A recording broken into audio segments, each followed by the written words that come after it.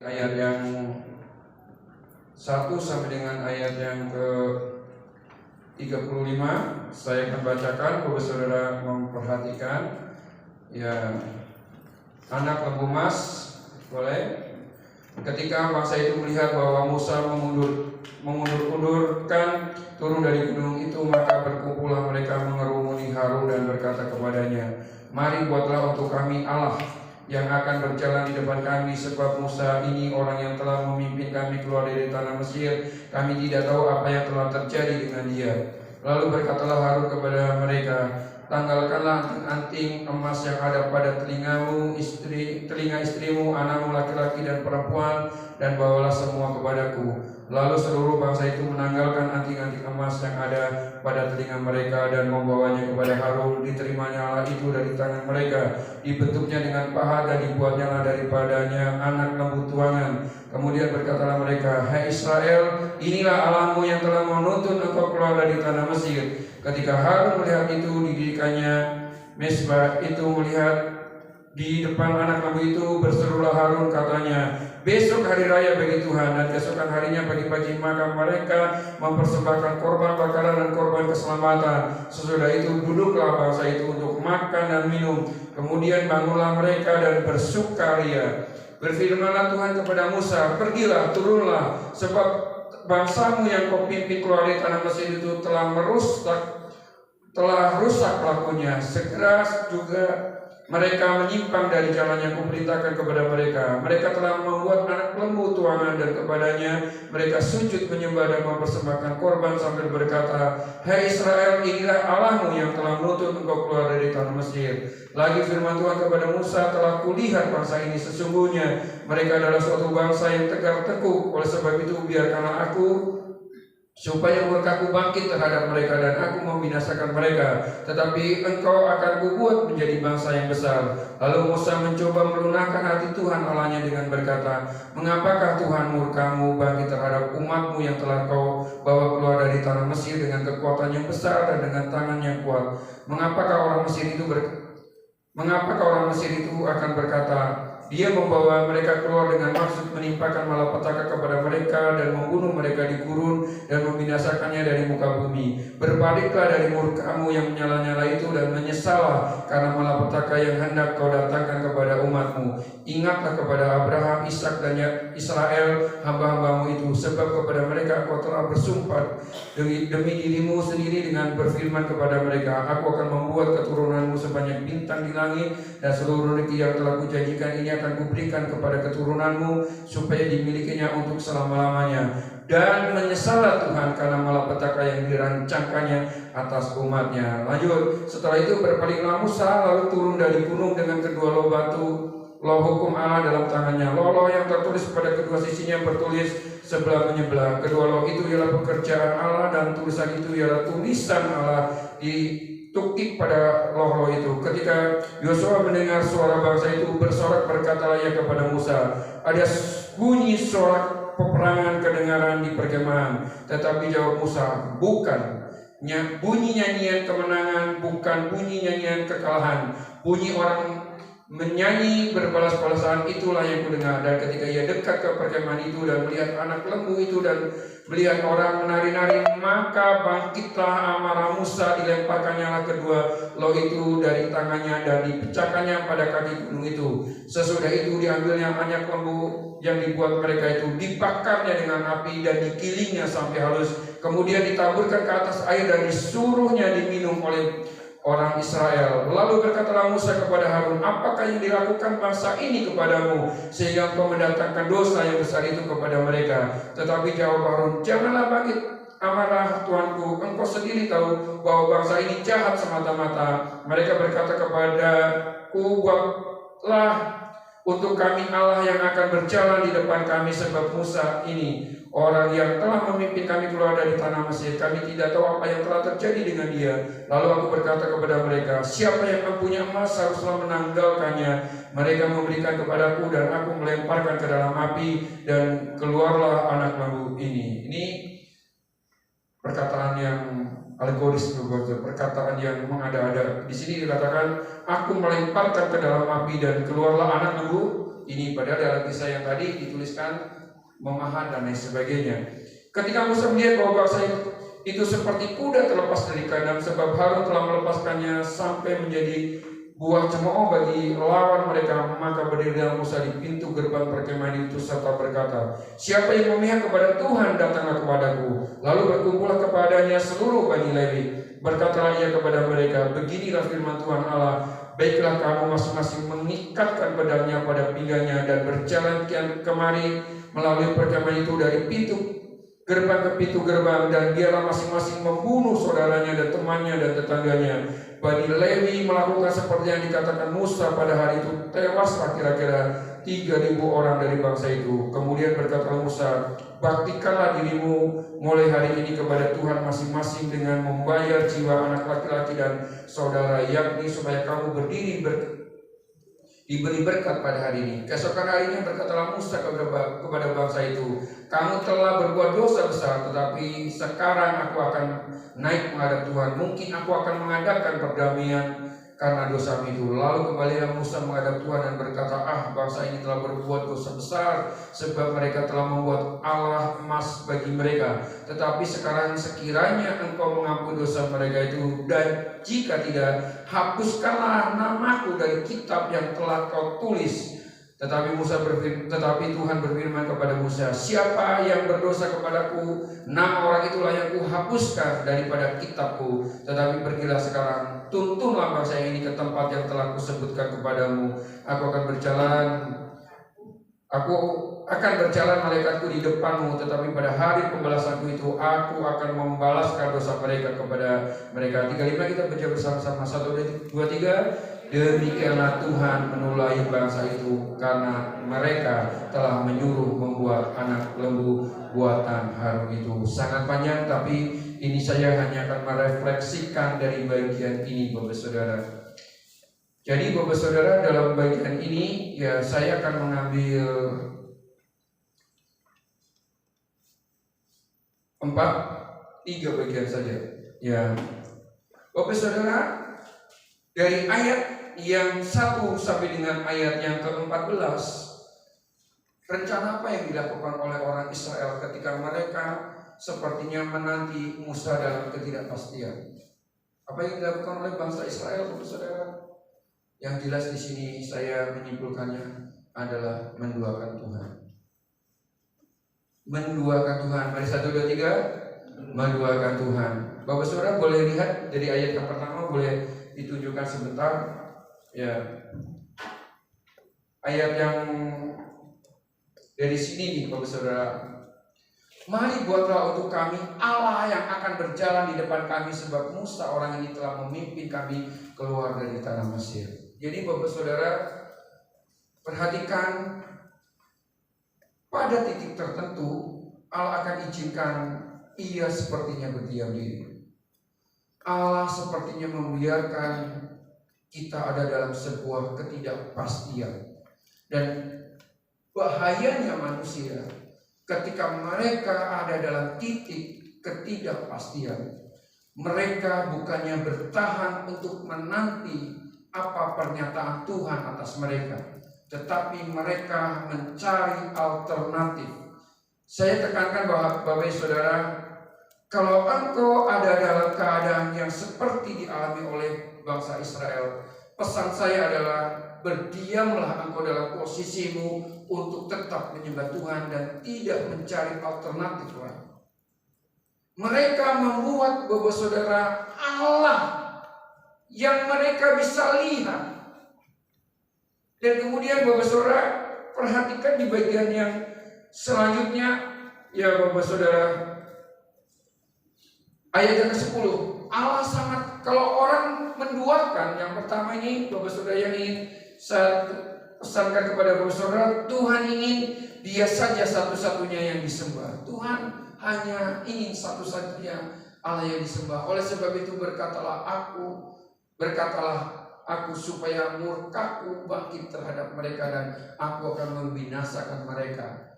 Tetapi engkau akan kubuat menjadi bangsa yang besar. Jadi Bapak Saudara perhatikan, Allah kita ini adalah Allah yang cemburu. Jangan coba-coba ketika engkau ada dalam pada suatu masa Allah berdiam diri dan kemudian engkau mencari alternatif Allah yang lain. Dengarkan, kalau engkau berusaha mencari alternatif dengan jalan dan cara sendiri, Bapak Saudara, menjadikan sesuatu itu menjadi Allah, maka murka Tuhan akan bangkit atasmu. Jadi perhatikan ketika engkau mulai menduakan Tuhan dalam hidupmu, maka akan ada murka Tuhan yang akan menimpa atasmu. Jadi Bapak Saudara, Allah itu tidak mau dipermainkan. Kalau engkau adalah benar-benar menjadi miliknya, maka Allah juga ingin bahwa ia adalah selama-lamanya menjadi milikmu. Entah engkau ada dalam bahagia, engkau ada dalam sengsara, engkau ada dalam kelimpahan, engkau ada dalam kekurangan, Allah tetap menjadi satu-satunya ya sebagai pribadi yang engkau punyai. Sehingga Bapak Saudara, dalam bagian ini jangan menduakan Tuhan. Mari sama-sama 1, 2, 3. Jangan menduakan Tuhan.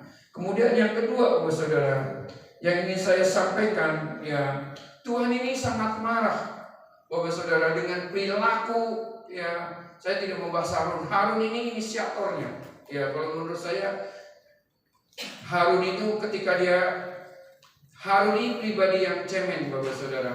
Ketika ada dalam sebuah tekanan, maka dia akan mengikuti suara mayoritas.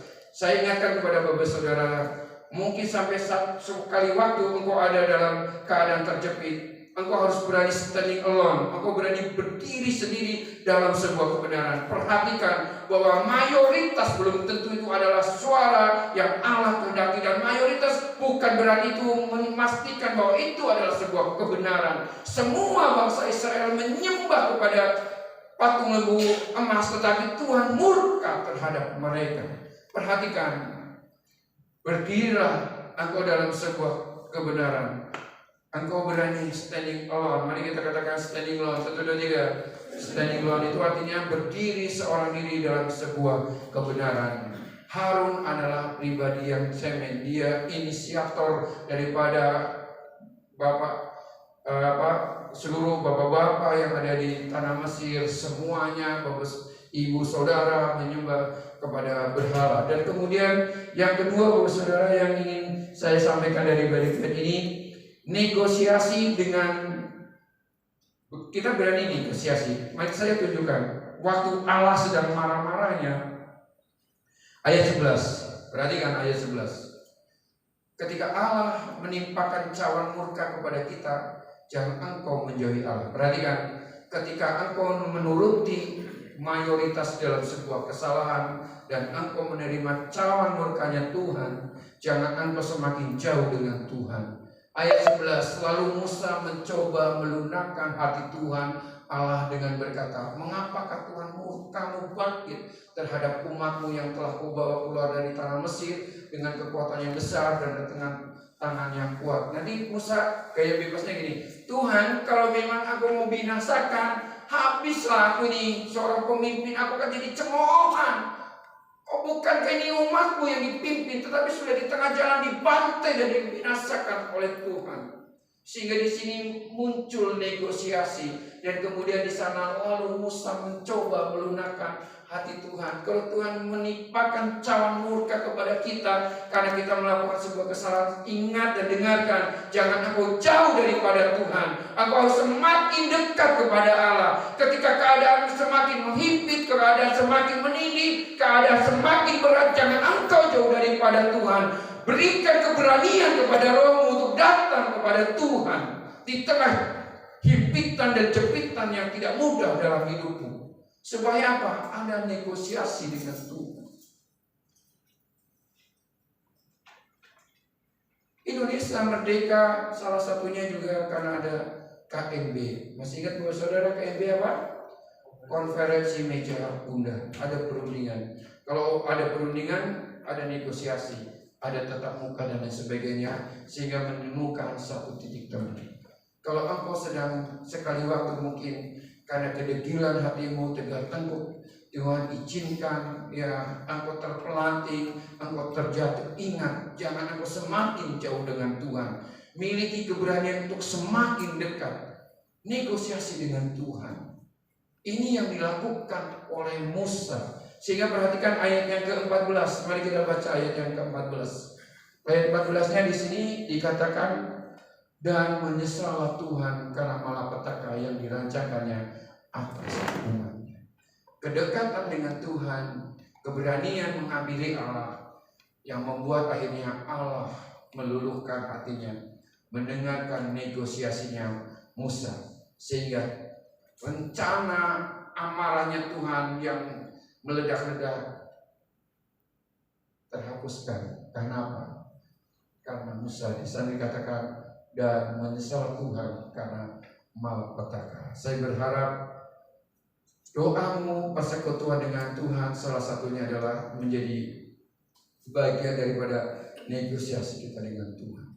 Bapak saudara ingat ketika Abraham bertemu dengan malaikat Tuhan tentang Sodom dan Gomora, sekian orang nanti ini, terus kemudian Abraham negosiasi, boleh nggak lebih turun lagi, betul Bapak saudara kan? Ini berapa orang? 10 orang. Tapi ada nggak di Sodom dan Gomora 10 orang itu benar? Nggak ada. Akhirnya Tuhan binasakan. Hanya orang yang dekat dengan Tuhan yang punya keberanian untuk bernegosiasi. Makanya Bapak saudara, kalau engkau terjatuh, engkau terpelanting, dan mungkin Tuhan izinkan engkau terbenam, jangan jauh daripada Tuhan. Hampiri dalam kesempurnaan kita punya keberanian untuk menghampiri Allah. Sehingga apa Bapak saudara? Di sana nanti ada kata sepakat dengan Tuhan. Kemudian yang ketiga Bapak saudara, ada konsekuensi yang harus ditanggung oleh seseorang yang meninggalkan Tuhan. Tadi di sana dikatakan, ya, aku akan menghabiskan engkau daripada kitab kehidupan. Di ayat berapa ya tadi ya? Saya tidak ini. Ada yang bisa menemukan di situ, saudara? Ya. Tadi di sana dikatakan bahwa aku akan menghapuskan kitab mereka namanya daripada kitab kehidupan. Dan kemudian Bapak saudara, perhatikan ayat yang ke-28. Ayat 28. Mari kita baca bersama. 1, 2, 3. Bani Lewi melakukan seperti yang dikatakan Musa pada hari itu. Tewaslah kira-kira berapa ribu saudara? 3.000 orang. Orang yang seperti apa ini kira-kira saudara yang dibinasakan oleh Tuhan? Orang yang membelakangi Tuhan. Ingat, ketika engkau mulai diperhadapkan dengan sesuatu oleh Tuhan, jangan engkau membelakangi Tuhan. Kalau engkau membelakangi Tuhan, Bapak saudara, ada konsekuensi besar yang harus ditanggungnya. Di sini dikatakan Bapak saudara, 3.000 orang. Di kandungan ayat 32 tadi, ayat 32-nya ya boleh ditunjukkan 32. Mari kita baca. Tetapi sekarang sekiranya engkau mengampuni dosa mereka, dan jika tidak hapuskanlah kiranya namaku dalam kitab yang telah ini. Namanya Musa. Musanya demi membela Bapak saudara. Tapi ada ayat yang tadi yang awal itu yang akan dihapuskan dari kitabnya Tuhan. Dan kemudian ayat yang ke-35 sajalah. Langsung 35. Perhatikan ayat 35. Mari kita baca bersama-sama. 1, 2, 3. Demikianlah Tuhan menulai bangsa itu karena mereka telah menyuruh membuat anak lembu buatan Harun itu. Diapain Bapak saudara di sana? Ditulahi. Kalau tulahi itu artinya apa Bapak saudara? Sebuah hukuman. Mereka ada di mana Bapak saudara? Mereka dihukum ini ada di mana? Posisi mereka ada di mana? Di padang gurun? Apakah mereka di luar dari rencana Tuhan? Tidak. Oke. Mungkin kita berkata ini padang gurun Tuhan. Tapi pertanyaannya, apakah di padang gurun tidak ada penyertaan Tuhan? Ada. Ada pemeliharaan Allah? Ada. Kalau di padang gurun ada tiang awan, ada tiang api, ada roti mana, ada pakaiannya tidak pernah rusak.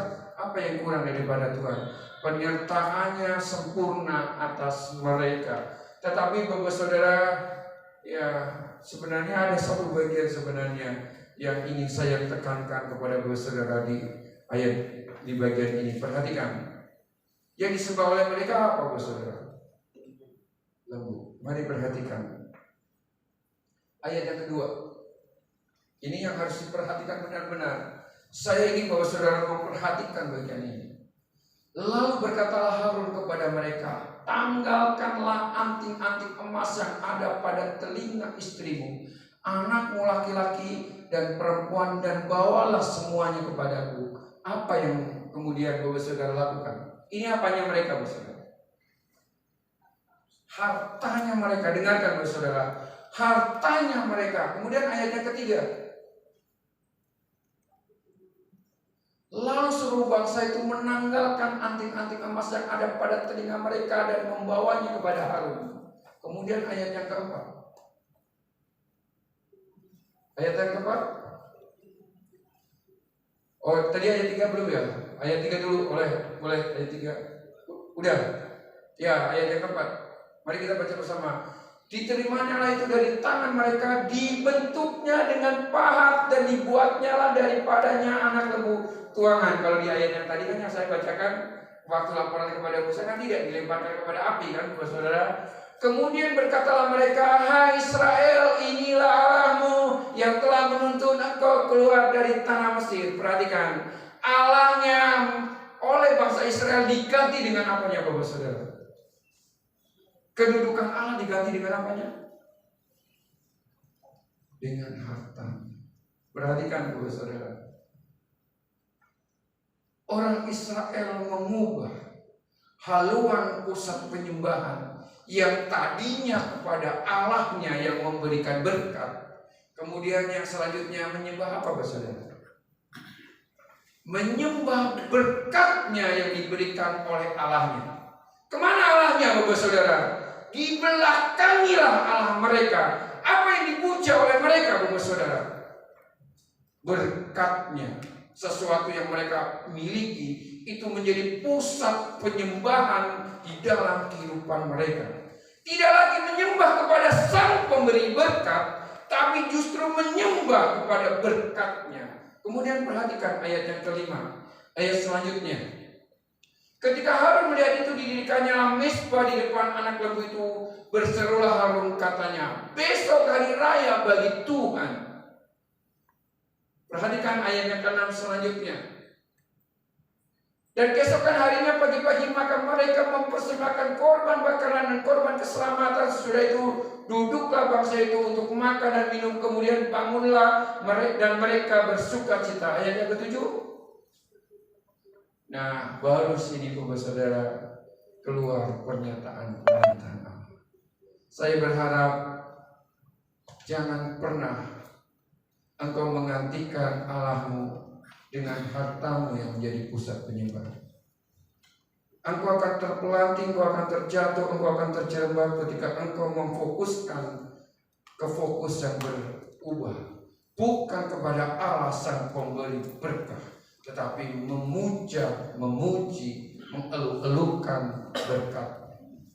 Itu cilaka, Bapak Saudara. Alkitab sudah menjelaskan. Tahun 2024, perhatikan. Walaupun mungkin kau dalam kekurangan, engkau ada dalam terhimpit, engkau ada dalam kesukaran, jalan hidupmu tidak mudah, jalan hidupmu tidak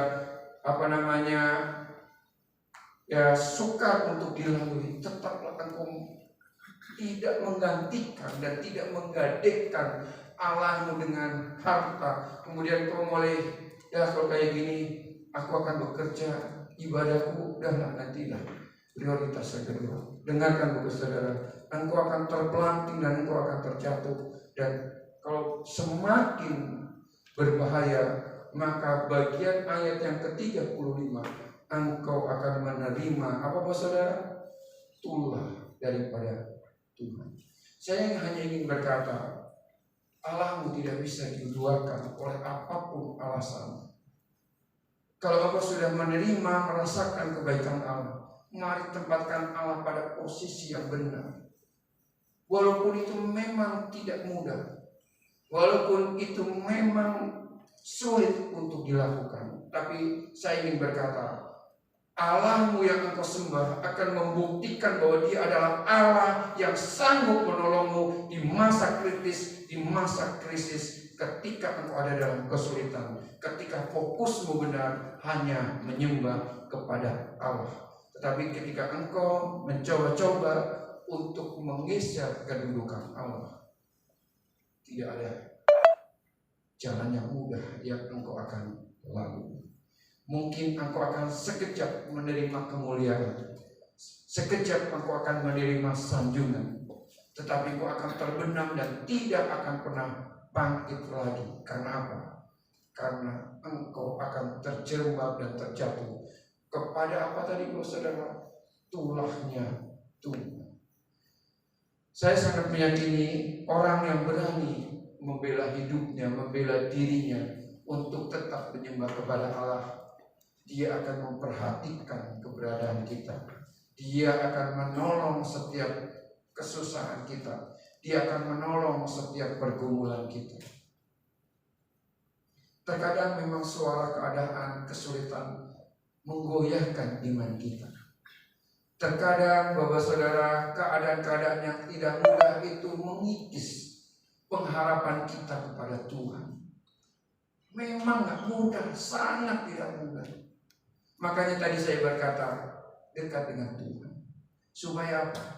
Engkau mampu memilah suara mana yang harus engkau dengarkan. Merenungkan kebenaran firman Tuhan dan membangun mesbah dengan Allah yang akan menolong hidupmu untuk engkau mampu tegak berdiri. Karena apa? Engkau punya kesanggupan untuk memfilter semua dan segala sesuatu yang masuk ke dalam hidup. Yang tadi malam berkata Bapak Saudara, terkadang kalau engkau menjadikan fokus penyembahan berbeda, kemarin di sana dikatakan di mana hartamu berada, di situ juga hatimu berada. Padahal kemarin Bapak Saudara ya dinyatakan mata adalah pelita tubuh. Tapi kalau matamu gelap, maka seluruhnya akan menjadi gelap. Tetapi dikatakan hembusan nafas Allah itu apanya Bapak Saudara? Pelita manusia. Boleh ditunjukkan ke Amsal pasal 20 ayat 27. Saya mengkaitkan saja, nanti Bapak Saudara mulai meringkasnya. Amsal 20 ayat 7, orang yang ayat 27 bro, ini bro ayat 7. Amsal 20 ayat 27. Mari kita baca bersama. Roh manusia adalah pelita Tuhan yang menyelidiki seluruh hatinya. Jadi Bapak Saudara, rohnya kita ini pelitanya Tuhan. Tapi sebenarnya kalau dalam bahasa aslinya bukan roh manusia. Ya, ini memudahkan kepada kita. Amsal 27, Amsal 2 ayat 7, kemarin saya sudah jelaskan. Amsal 20 ayat, ya bukan, Kejadian 2 ayat 7, sorry. Kejadian 2 ayat 7, perhatikan Bapak Saudara. Ketika itulah Tuhan Allah membentuk manusia itu dari debu tanah dan menghembuskan nafas ke dalam hidungnya. Menghembuskan nafas ke dalam hidungnya, maka di sana dikatakan sesuatu yang mati menjadi hidup. Maka disebut menjadi makhluk Allah. Yang dimaksud dengan menghembuskan nafas Allah adalah kepemilikan Allah. Rohnya Tuhan ada di dalam diri kita. Makanya Amsal tadi menulis, boleh Amsal, kembali ke Amsal pasal 20 ayat 27. Amsal menulisnya kan ini menghembuskan nafas hidupnya, tapi di sini roh manusia adalah pelita. Jadi nafas yang Tuhan berikan kepada kita ini adalah pelita. Kalau engkau dekat dengan Tuhan, segelap apapun jalan hidupmu, Ia akan menyatakan terang terhadapmu. Karena apa? Karena engkau adalah hembusan nafasnya Tuhan. Mengapa kemudian kita merasa bahwa jalan hidupnya kita sangat gelap? Karena engkau tidak menghampiri Tuhan Allah. Tidak ada persekutuan dengan Allah. Maka yang ada dalam diri kita hanya hembusan nafas manusia. Padahal di sana dikatakan hembusan nafas manusia adalah pelitanya Tuhan. Saya meyakini, mari korelasikan dua bagian ini. Ya, jangan jadikan Tuhanmu Nomor 2, hartamu tidak akan bisa memberikan kepuasan kepada roh manusiamu. Sebanyak apapun hartamu tidak akan bisa memuaskan roh manusiamu. Karena memang harta itu, Bapak Saudara, nomor 2. Saya sangat meyakini hembusan nafasmu, hembusan roh manusiamu mencari Tuhan, maka Tuhan akan selalu membela, Tuhan akan selalu menolong, Dia akan selalu bekerja di dalam hidup kita. Bukankah hari ini engkau ada di posisi seperti sekarang ini karena engkau sudah membangun step-step kesetiaan kepada Tuhan, dan hari ini kau mulai menikmati kedudukan, engkau menikmati berkat, engkau bisa makan, minum, hidupmu terpelihara. Orang Jawa bilang goyao, Saudara, menyadarkan kita semuanya karena Tuhan yang menggerakkan. Mari kita lebih lagi all out untuk Tuhan. Number 1 adalah apa, Saudara? Tuhan. Dan bukan apa, Saudara? Harta. Saya pernah berkata bahwa ketika uang dikejar, dia akan semakin terbang tinggi. Mengapa dia akan semakin tidak dapat terhampiri oleh kita? Karena dia punya sayap. Uang itu punya sayap. Hari ini Bapak Saudara nggak pergi ke gereja, besok saja, besok lagi kau akan semakin tidak bisa cari Tuhan, besok lagi tidak akan bisa cari Tuhan. Karena apa? Semakin engkau mengejar, semakin engkau akan jauh daripada Tuhan. Tapi Alkitab menyatakan kepada kita, kalau engkau menjadikan Tuhan Allahmu number 1 dalam hidupmu, maka engkau akan melihat pertolongan-pertolongan Tuhan. Engkau akan melihat dan menyaksikan perbuatan-perbuatan Allah yang gagah perkasa di dalam hidupmu. Harapan dan doaku sebagai gembala tahun 2024, tidak tahu apa yang akan terjadi, tetapi pastikan engkau akan berkata, Allah adalah satu-satunya yang akan aku sembah, dan Dia adalah nomor 1 yang akan aku agungkan. Dan perhatikan Bapak Saudara, ayat yang tadi saya bacakan, jangan hartamu menjadi pusat pemujaan. Engkau akan terpelanting. Karena apa? Menggantikan kedudukan Allah dengan sesuatu yang menjadi pemberian. Ya, saya pernah bercerita kepada Bapak Saudara, ya, saya cerita dari seorang teman, ya, orang tuanya ada di kota Malang, kemudian anaknya merantau ke Australia. Kalau ditanya selalu berkata kayak gini, "Ma, Pak, bagaimana kabarnya? Kami sehat-sehat." Ya, ngobrol lah bla-bla-bla. Kemudian anaknya bilang, "Pak, Ma, mau minta apa sih? TV? Bagaimana TV-nya?" Kayak gitu, Bapak Saudara. Udahlah, kamu pulang saja. Ya, kemudian beberapa hari kemudian atau beberapa minggu kemudian nelfon lagi, "Ma, bagaimana?" Ngecek satu-satu, ya, ditanya ininya gitu. Bapaknya selalu sama mamanya berkata gini, "Kamu pulang aja lah, lihat." Kayak gitu, Bapak Saudara. Akhirnya sampai kemudian beberapa tahun kemudian anaknya memastikan, ya, pulang mengunjungi orang tuanya. Saya ingin berkata gini, kalau misalkan orang tuanya berkata, "Nak, TV-nya aku rusak," anaknya akan kirim duit untuk belikan TV apa tidak? Ya. Tetapi orang tuanya sebenarnya bukan hanya sekedar membutuhkan pemberian dari anaknya. Anaknya, papa mamanya berkata, "Pulanglah, kau lihat keberadaan kami." Ya, kalau misalkan pulang, Bapak Saudara, kalau pulang sampai di rumahnya, apakah dia hanya dibelikan orang tuanya yang digantikan TV-nya? Tidak. Cerita yang saya dengar, lalu anaknya membelikan sesuatu yang ada di rumahnya, sesuatu yang lainnya yang merusak rumahnya, semuanya dibenahi. Kenapa? Dia datang melihat, memperhatikan. Jadi saya ingin berkata kepada Bapak Saudara, ayolah cari Tuhan. Kalau engkau cari Tuhan, ya pasti Tuhan akan memenuhi lebih banyak kebutuhanmu dibandingkan kau hanya mengejar berkatnya. Kalau kau hanya mengejar berkatnya, kau akan terima berkatnya, tapi kau akan kehilangan hubungan dengan Tuhanmu. Dan Saya percaya ketika engkau menjaga hubungan yang baik dengan Tuhan, berkatnya bukan hanya satu atau dua. Segala sesuatu yang kita butuhkan, Tuhan yang akan memenuhi, Tuhan yang akan full untuk kita semua. Mari sama-sama kita katakan Allah number one. 1, 2, 3. Kalau yang kemarin terakhir saya menyampaikan untuk Bapak Saudara ngomong apa? Masih ingat gak? Spirit excellent. 1, 2, 3. Ya. Hanya orang yang punya spirit excellent yang bisa menjadikan Allah nomor 1. Kalau spiritmu nggak excellent, pasti akan terbaik. Kejadiannya akan seperti Harun menjadi seorang inisiator untuk menomorduakan Tuhan Allah. Karena apa?